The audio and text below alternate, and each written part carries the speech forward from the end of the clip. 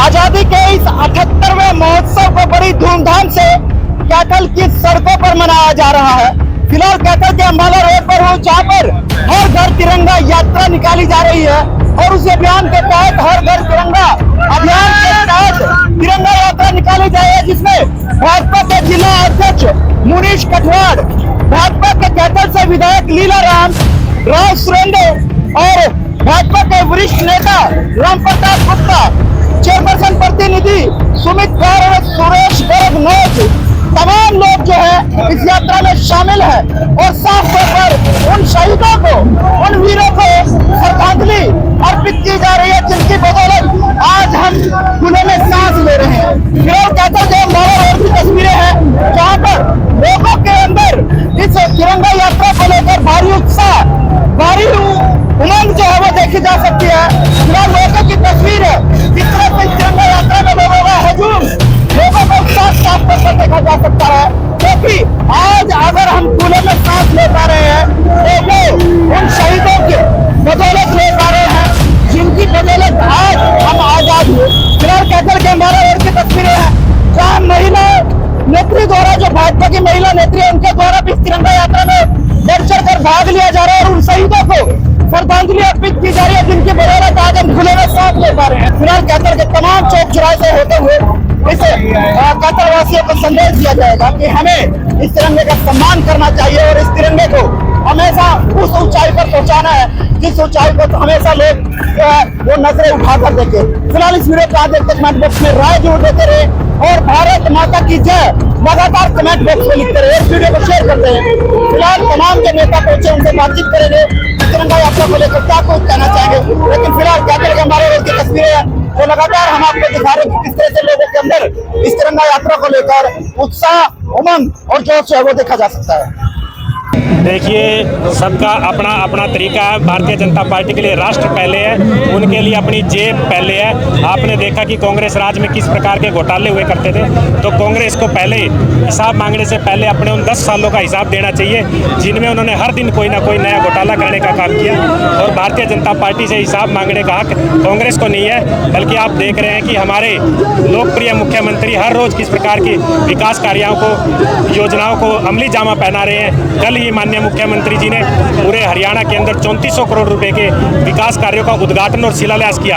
अगर मैं कैथल जिले की बात करूं तो अकेला कैथल जिले के अंदर 300 करोड़ के कार्यों का शिलान्यास और उद्घाटन हुआ। तो इस प्रकार के माननीय मुख्यमंत्री के द्वारा जो विकास कार्यों का परियोजनाओं को जो अमली जामा पहनाया जा रहा है, हमारा हिसाब तो भारतीय जनता पार्टी का हर कार्यकर्ता दे सकता है, हर जो जनप्रतिनिधि है वो दे सकता है और सम्मानित जनता दे सकती है। लेकिन पहले कांग्रेस को अपना हिसाब देना होगा कि 10 साल के अंदर उन्होंने किस प्रकार के घोटाले कर लोगों को गुमराह करने का काम किया था। आज पूरे हिंदुस्तान का युवा या ये कहिए कि 36 बिरादरी के लोगों में जोश है, उत्साह है और आज इस तिरंगा यात्रा को एक त्योहार के रूप में हिंदुस्तान के लोगों ने मनाना शुरू कर दिया है।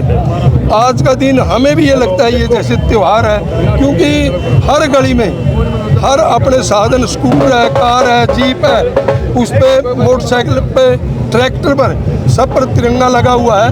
और सभी वर्ग के लोग आज आपके मीडिया के माध्यम से उन शहीदों को, लाखों शहीदों को, जिन्होंने अपने जान की, प्राणों की आहुति दे करके देश को आज़ाद करवाने का काम किया, आज हर भारतवासी, 140 करोड़ भारतवासी उनको याद करते हैं, उनके चरणों में नमन करते हैं, उनको श्रद्धांजलि अर्पित करते हैं। विधायक जी, क्या कुछ मैसेज तमाम लोगों को इस यात्रा के माध्यम से जो है वो दिया जा रहा है?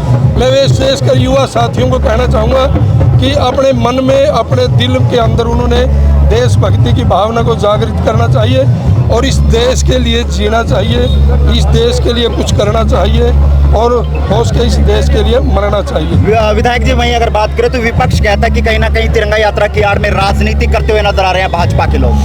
कौन सी पार्टी का? कांग्रेस वाले कहते होंगे उन्हीं का झंडा, तिरंगा झंडा है, ये देश का तिरंगा झंडा है। जब आपने बोल ही दिया है, उन लोगों को आप जानते हैं किस मिट्टी के लोग हैं, वो तो हर बात में नुक्ताचीनी करते हैं। हिंदुस्तान की जनता जान चुकी है, जांच चुकी है, परख चुकी है। मैं आपके मीडिया के माध्यम से ही कहूँगा, हिंदुस्तान के 140 करोड़ देशवासियों ने नरेंद्र मोदी जी को अपना नेता मान करके तीसरी बार प्रधानमंत्री की कुर्सी पर बिठाने का काम इन्हीं लोगों ने किया है। हिंदुस्तान की जनता ने फोगाट के समर्थन में जो है वो सरकार नहीं उतरी, इसलिए हम कहीं ना कहीं गोल्ड मेडल से चूक रह गई और विनोद फोगाट को खाली हाथ वापस लौटना पड़ा। देखो, ये तो विदेश नीति है जी, मैं इसके बारे में कुछ नहीं कहता, परंतु ये सच्चाई है। उसका भी हर भारतवासी को मैं कहूँगा, इसमें पार्टी से ऊपर उठ करके कहूँगा, 140 करोड़ देशवासियों को इसका दुख है।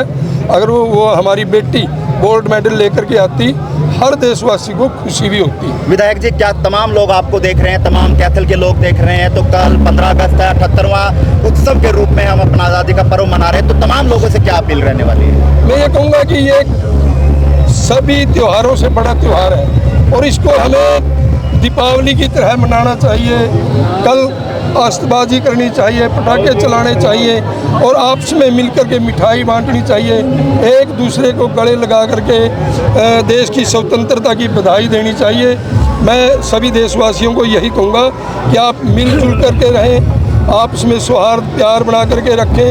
और मैं हर देशवासी के लिए ये भगवान से प्रार्थना करता हूँ कि ये स्वतंत्रता दिवस का त्यौहार हर भारतीय के लिए मंगलमय हो, हर भारतीय के लिए खुशियाँ लेकर के आई। देखिए, अब की जो तिरंगा यात्रा निकाली जा रही है, इसका और भी महत्व रह जाता है, क्योंकि कारगिल युद्ध को अब की बार 25 साल पूरे हुए थे। इस यात्रा के माध्यम से उन वीर जवानों को जिन्होंने अपनी जान की बलि दी थी, उनको याद किया जा रहा है। और इस प्रकार से जो देश का युवा है, उस युवा को ये एहसास किया जा रहा है कि देश आप सबके लिए प्रथम है। बहुत बहुत धन्यवाद। सभी का स्वागत है। आज भारतीय जनता पार्टी के कार्यकर्ताओं द्वारा जो ये तिरंगा यात्रा निकाली जा रही है, इसमें आप देख सकते हैं किस तरीके से भारतीय जनता पार्टी का एक एक कार्यकर्ता अपने हाथ में तिरंगा लेके एक जुनून के साथ कैथल शहर में आज आप सब लोगों के सामने है। और आप ये यात्रा दर्शाती है कि लोगों में भाजपा के प्रति कैसा जुनून है और आने वाली सरकार तीसरी बार फिर भाजपा की बनने जा रही है। तो कितने ट्रैक्टर थे और कितने के बाइक इस यात्रा में आप मानते हो? लगभग 500 के लगभग ट्रैक्टर, इतनी ही गाड़ियां और इतने ही संसाधन हम सब ने यहाँ मिलकर जोड़े हैं। और इसी तरीके से ये यात्रा हर साल भारतीय जनता पार्टी 15 अगस्त के लगभग जो मोदी जी का एक आह्वान होता है, हर घर तिरंगा यात्रा, उसके उपलक्ष्य में हम सभी मिलके यहाँ हर विधानसभा में तिरंगा यात्रा का आयोजन करते हैं। तो इससे जो तिरंगा यात्रा को कहीं ना कहीं भाजपा का शक्ति प्रदर्शन तो नहीं माना जा रहा? नहीं, ये तो ये शक्ति प्रदर्शन भी आप इसे मान सकते हैं। ये तो एक जुनून है भारतीय जनता पार्टी कार्यकर्ताओं में अपने देश के प्रति। समय समय पर शक्ति प्रदर्शन तो भारतीय जनता पार्टी करती ही रहती है, लेकिन ये एक जुनून है अपने देश के प्रति, क्योंकि भारतीय जनता पार्टी का कार्यकर्ता देशभक्ति से ओतप्रोत रहता है। रणदीप जी यात्रा निकालने की बात कर रहे हैं जी। देखिए, रणदीप जी यात्रा निकालेंगे तो वो अपने किसी न किसी उनका जो उनके आसपास के लोग हैं उनको टिकट का वादा कर देंगे। कभी वो पानीपत में जाके किसी को टिकट दिलाएंगे, कभी कलैत में, कभी पुंडरी में। इस तरीके से लोगों को बहकाकर उन टिकटार्थियों का नाजायज़ फ़ायदा उठाने का काम रणदीप जी करते हैं। अगर वो इतने ही काम करने वाले हैं तो आज तक उन्होंने कैथल में या कहीं भी कभी भी कोई तिरंगा यात्रा नहीं निकाली, बल्कि जब भी तिरंगे की शान में भारतीय सेना ने सर्जिकल स्ट्राइक करी है तो रणदीप जी ने उस सर्जिकल स्ट्राइक के और उस बालाकोट स्ट्राइक के प्रूफ मांगे हैं। नरेंद्र जी, मेरा आखिरी सवाल है, भाजपा तिरंगा यात्रा निकाल रही है लेकिन कांग्रेस हिसाब मांगो यात्रा निकाल रही है, क्या फर्क मानते हैं? देखिए, हिसाब तो चुनाव में जनता करती है। वो जनता पिछले 2014 से कम पूरे देश में 20 से 50 इलेक्शन हो चुके हैं, सब में जनता ने कांग्रेस का हिसाब कर दिया है। अब तीसरी बार हरियाणा में भी जनता कांग्रेस का हिसाब कर देगी और जिससे पता चल जाएगा कि भारतीय जनता पार्टी कहाँ खड़ी है और कांग्रेस कहाँ खड़ी है। तिरंगा हर भारतीय के लिए आन बान और शान का प्रतीक है। हमें गर्व होता है जब एक तिरंगे को हम अपने हाथ में लेते हैं तो एक एनर्जी के रूप में हमें एनर्जी भी मिलती है। और ये जो तिरंगा यात्रा है जो हमारे माननीय यशस्वी प्रधानमंत्री मोदी जी ने शुरू की, ये उन शहीदों को नमन है, उन शहीदों को श्रद्धांजलि है जिन्होंने अपनी जान की आहुति देकर हमारे भारत को आजाद करने का काम किया। आज जो हम सुख की सांस ले रहे हैं ये उन शहीदों की वजह से है जिन्होंने कुर्बानी दी। और ये एक बहुत अच्छी परंपरा जो अब 8-10 साल से चालू हुई है, ये वाकई ही त्यौहार के रूप में मनाई जाएगी। और आने वाला समय जो है, हमारे आने वाली पीढ़ियां हैं, उनको भी ये मैसेज है कि हमेशा उन शहीदों को कभी ना बुलाएं जिन्होंने हमें ये अच्छे दिन